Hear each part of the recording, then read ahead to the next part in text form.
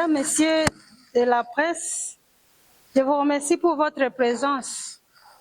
Nous avons souhaité organiser ce point de presse afin d'attirer l'attention de l'opinion publique sur plusieurs préoccupations majeures liées à l'actualité de notre pays et particulièrement de la province du Nord Kivu.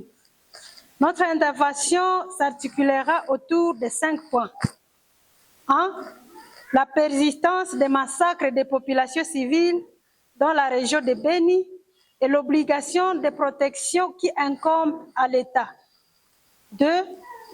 La situation, les discours et narratifs qui banalisent les massacres et stigmatisent les victimes. 3.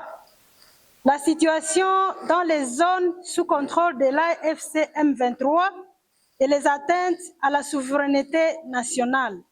4. Les efforts de résistance des communautés et la nécessité de renforcer la coordination des forces engagées dans la défense de la population.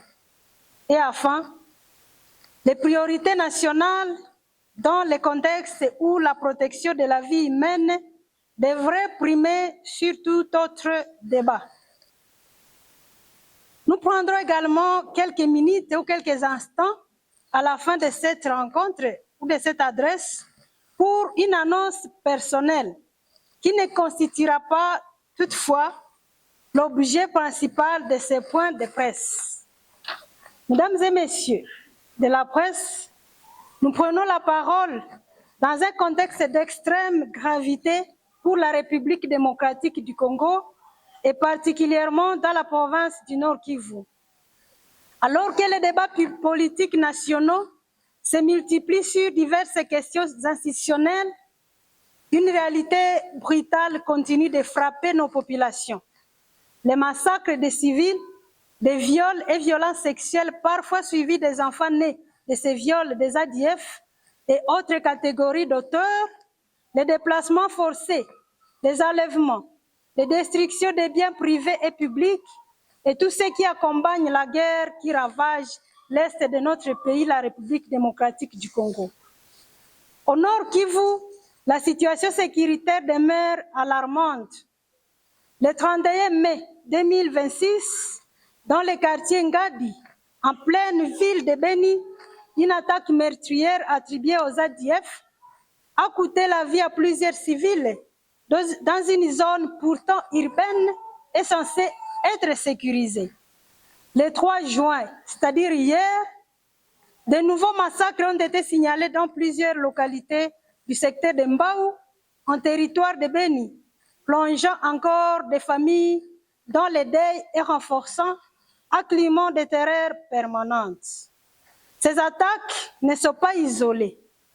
Elles s'inscrivent dans une continuité de violences ciblant systématiquement des civils. Mais au-delà des personnes tuées, il y a une autre réalité souvent moins visible. Des civils sont enlevés et utilisés comme porteurs de bagages et de vivres. Des hommes sont retenus en otage pendant de longues périodes. Certains sont contraints de participer à des actes qu'ils n'ont jamais choisis. Des femmes et des jeunes filles voient leur dignité détruite. Des familles vivent sans nouvelles de leurs proches pendant des mois ou des années, parfois même jusqu'à arriver à atteindre plus de 10 ans. Cette souffrance doit être reconnue et prise en compte dans toutes les stratégies de réponse. Nous refusons la banalisation de cette tragédie. Nous refusons les raccourcis dangereux qui consistent à dire que les gens s'entretuent à Beni ou les gens s'entretuent là-bas. Cette expression est non seulement symboliste, mais profondément injuste pour les victimes. Elle efface les responsabilités des ADF, elle masque la réalité des attaques systématiques, des logiques d'occupation et de contrôle territorial, et même elle contribue à une dangereuse normalisation de l'horreur. Plus grave encore, elle stigmatise des populations qui, depuis des années, vivent sous les menaces, sont massacrés, enlevés ou déplacés. Pour ces victimes, entendre que les gens s'entretuent constitue une double blessure, celle causée par les bourreaux et celle provoquée par les discours qui minimisent ou déforment leur souffrance. Certes, il peut y exister ici et là des brebis galeuses, des individus ou des groupes qui trahissent leur communauté et participent à la souffrance des populations. Mais peut-on sérieusement expliquer des années de massacres répétitifs, d'enlèvements, d'incursions d'armées, de prises d'otages et de déplacements massifs par cette seule lecture? La réponse est non. Réduire cette tragédie à l'existence de quelques brebis galeuses revient à ignorer l'ampleur et la complicité des violences que subissent nos populations depuis de nombreuses années. C'est précisément pour cette raison que nous avons toujours demandé aux autorités du pays, au travers de leurs services, l'identification, l'arrestation, la condamnation de tous les complices, collaborateurs et soutiens de ces crimes, quelle que soit leur appartenance ethnique, politique, sociale ou communautaire. Car lorsqu'une personne participe à la mort, à l'enlèvement, à la souffrance des populations civiles, elle cesse de servir cette communauté ou elle cesse d'appartenir à cette communauté et devient alors un ennemi de la population, un ennemi des communautés, un ennemi de la nation. Lorsqu'il existe de tels cas, c'est-à-dire les cas des brebis galeuses, nous demandons que les services compétents s'acquittent pleinement de leurs devoirs en procédant à leur arrestation et leur condamnation selon la loi, que d'échander à la complicité parmi les civils qui souffrent et qui sont victimes. Dans nos traditions, comme dans notre conscience collective, de telles personnes sont d'ailleurs considérées comme des mekumbera entre guillemets, c'est-à-dire des individus qui ont trahi leur communauté et perdu toute légitimité morale. Ce qui est attendu des services de l'État, ce n'est pas de nourrir des discours de généralisation, mais d'agir avec rigueur pour les identifier, les arrêter, les traduire en justice, ces véritables auteurs de ces crimes.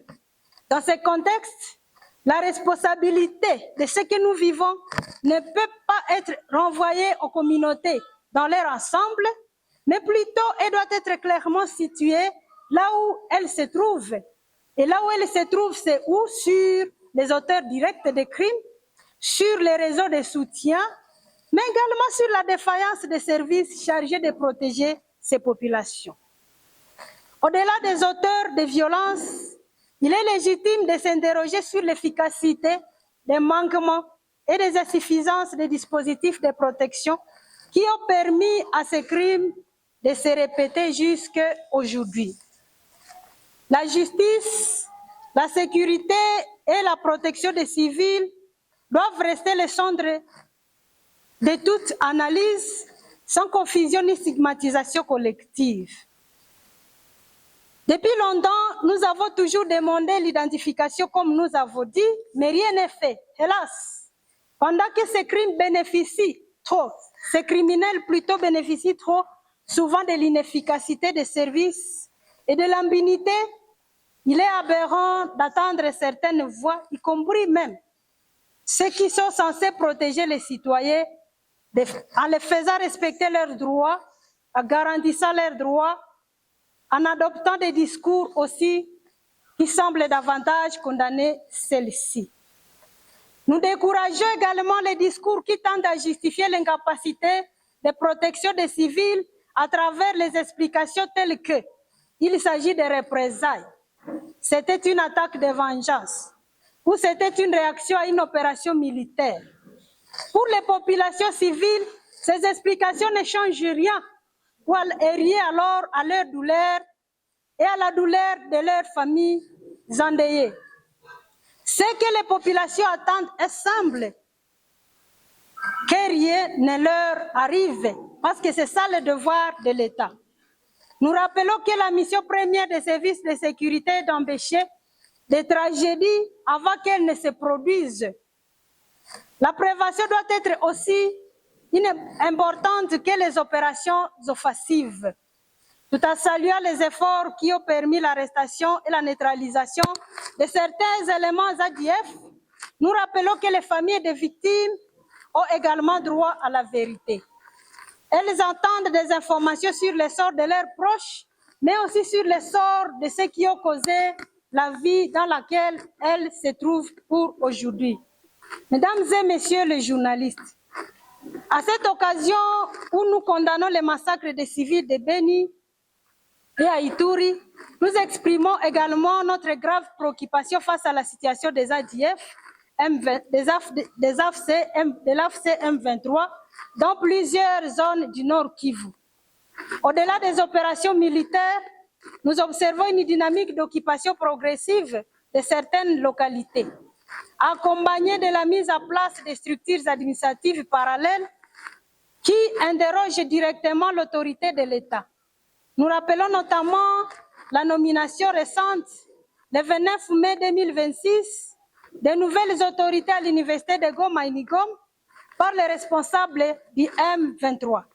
Cet acte dépasse une simple plutôt décision administrative, mais il soulève une question fondamentale sur la souveraineté de l'État congolais et sur le fonctionnement normal des institutions publiques des zones concernées. Nous mettons en garde contre toute tentative de normalisation de cette situation, car aucune situation ne peut se substituer à la légitimité de l'État congolais. Mesdames et messieurs, nous saluons également les efforts de résistance des populations et l'engagement des Wazalendo, surtout ceux du Sud Kivu qui arrivent à continuer la lutte contre le M23, mais aussi nos frères et sœurs du Nord Kivu, les Wazalendo, qui continuent à résister. Nous rendons hommage à leur courage et à leur détermination à défendre leur communauté. Cependant, nous estimons qu'il est urgent de mieux structurer, encadrer, fédérer ces efforts afin de renforcer leur efficacité et d'éviter toute fragmentation ou infiltration. Nous encourageons les autorités à mettre en place des mécanismes de coordination, même informels, entre toutes les composantes engagées dans la défense des communautés. Mesdames et messieurs les journalistes, nous rappelons également que la priorité nationale doit rester la protection des vies humaines. Pendant que les populations de Beni, Lubero, Rutshuru et bien d'autres entités du Nord, Sud Kivu et Ituri souffrent, se déplacent, sont victimes de massacres, de viols et bien d'autres représailles, soit du M23, soit des ADF, le débat sur une éventuelle révision de la Constitution est un débat légitime dans une démocratie, oui, mais il devrait normalement devenir secondaire lorsque les citoyens continuent de mourir chaque semaine. La Constitution peut être révisée même demain, mais une vie perdue aujourd'hui est irréparable. C'est pourquoi nous pensons que cela n'est pas opportun, mais que toute l'attention nationale devrait être orientée vers la sécurité, l'éradication des massacres et la sécurité de notre pays. Mesdames et messieurs, avant de clôturer cette conférence de presse, je tiens à faire une annonce personnelle. Après réflexion, j'ai décidé de me retirer du parti politique AFDC et de mettre fin à mon engagement politique au sein de cette formation.